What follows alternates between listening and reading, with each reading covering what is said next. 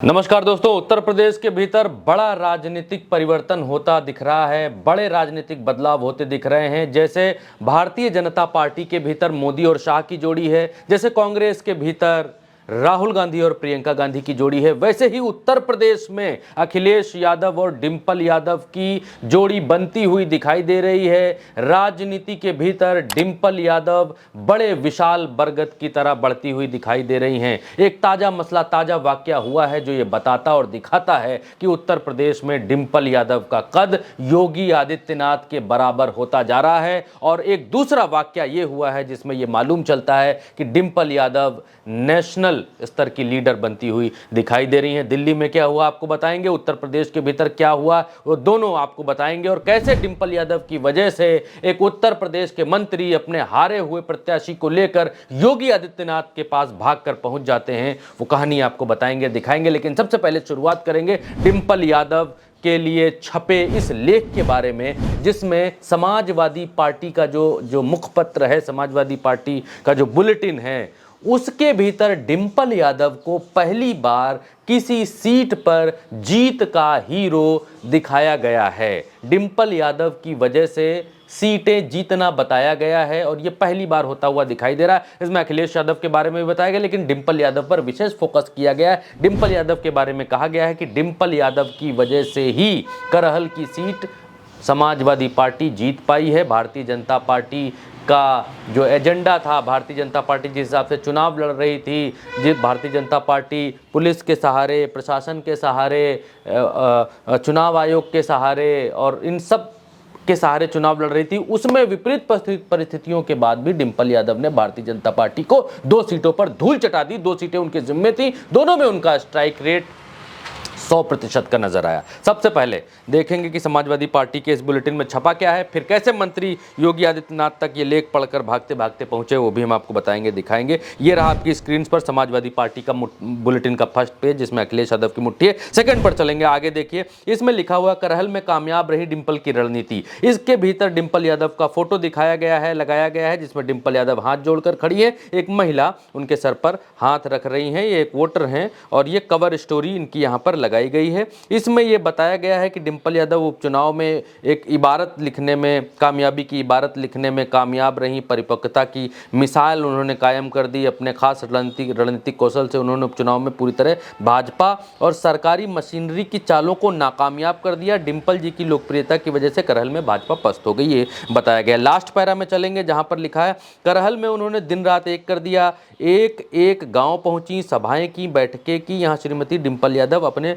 चित परिचित सादगी भरे लहजे अंदाज में नजर आई। आगे जो लिखा गया है वो भी हम आपको बता देते हैं।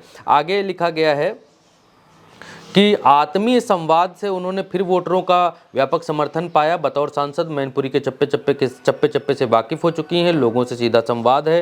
सांसद चुने जाने के बाद मैनपुरी के लोगों के संपर्क में रहीं और उनके सुख दुख को साझा किया। विकास योजनाओं पर बात करती रहीं, मैनपुरी की तरक्की के लिए प्रयासरत रही है, तो उनके बारे में लिखा गया। लेकिन किस तरीके से उन्होंने चुनाव के भीतर ये जो धांधलीगिरी चल रही थी, जिसका आरोप विपक्ष लगा रहा था, उसको कैसे फेल किया, इसमें उस पर भी लिखा गया है, बताया गया है। बस जल्दी से वीडियो को खत्म करेंगे। वो क्या लिखा गया है बता देते हैं।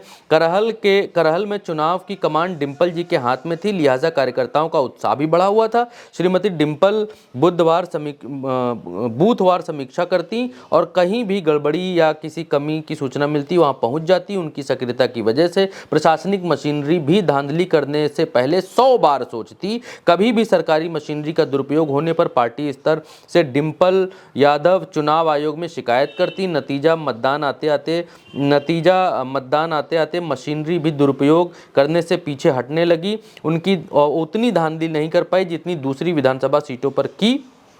ये डिंपल यादव के बारे में यहाँ पर लिखा हुआ, किस तरीके से डिंपल यादव ने इस बार रणनीतिक कौशल दिखाया वोटिंग वाले दिन, वोटिंग कराने में। इससे पहले उनके बारे में कि वो डिंपल यादव जो है अखिलेश यादव की पत्नी है, भाई बड़ा चेहरा है, यादव खानदान की बहू है, तो उनका एक चार्म अलग किस्म का है। लेकिन इसमें ये बताया गया, ये छापा गया कि डिंपल यादव किस तरीके से वोटिंग सिस्टम को समझ चुकी हैं और भारतीय जनता पार्टी ने जिस तरीके से वोट कराया उसमें भी डिंपल यादव ने वो धांधली नहीं होने दी, ये बताया गया है। यहाँ पर अखिलेश यादव की जगह डिम्पल यादव की तारीफ की गई, इसके मायने हैं। और ये लेख पढ़कर किस तरीके से जो पर्यटन मंत्री हैं जयवीर सिंह, वो डिम्पल यादव जहां से चुनाव लड़ा रही थी करहल में अपने भतीजे तेज प्रताप यादव को, उनके अपोजिट जो खड़े थे वो थे पूर्व विधायक उर्मिला यादव के बेटे मुलायम सिंह यादव के भतीजे रणवीर सिंह के पोते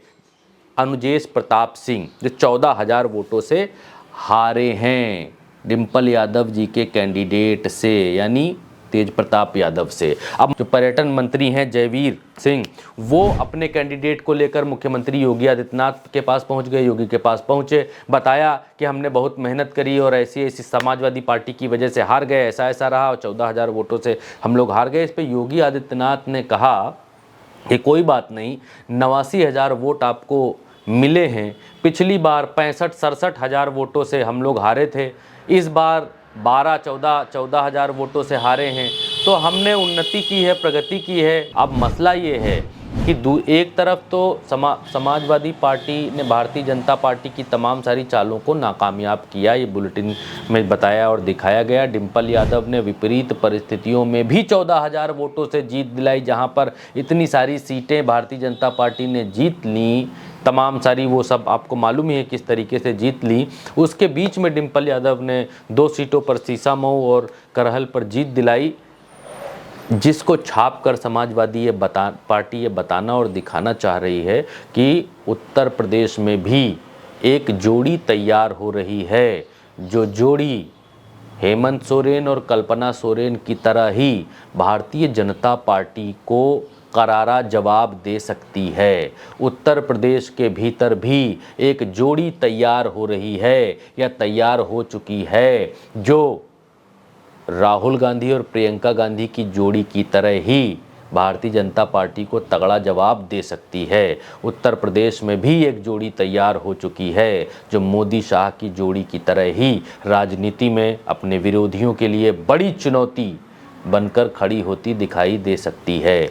तो डिम्पल यादव के बारे में पहली बार ऐसा लिखा जाना, उनको जीत का हीरो बताया जाना और उनके बारे में छपे लेख को, उनके बारे में छपा लेख पढ़ने के बाद या छपने के बाद मंत्री का अपने कैंडिडेट को लेकर योगी आदित्यनाथ के पास पहुंच जाना, सफाई पेश करना कि हम क्यों हार गए, ये सब बताता और दिखाता है कि राजनीति में डिम्पल यादव का कद धीरे धीरे बढ़ता हुआ दिखाई दे रहा है और बहुत जल्द वो नेशनल फलक पर दिखाई देने वाली हैं। वो इसलिए कह रहे हैं क्योंकि डिम्पल यादव ने नेशनल स्तर पर ये बिल्कुल क्लियर किया कि समाजवादी का पक्ष वो अडानी वाला पक्ष नहीं है, जो कांग्रेस कहती है कि अडानी का जो विरोध कर रही है समाजवादी पार्टी अडानी के इस मसले से अलग है। समाजवादी पार्टी जॉर्ज सोरेस के उस मसले से भी अलग है। समाजवादी पार्टी गरीब किसान मजदूरों की पार्टी है, जो नेताजी बनाकर और बताकर गए थे। डिम्पल यादव उसी को आगे बढ़ाते हुए, उसी लाइन पर चलते हुए,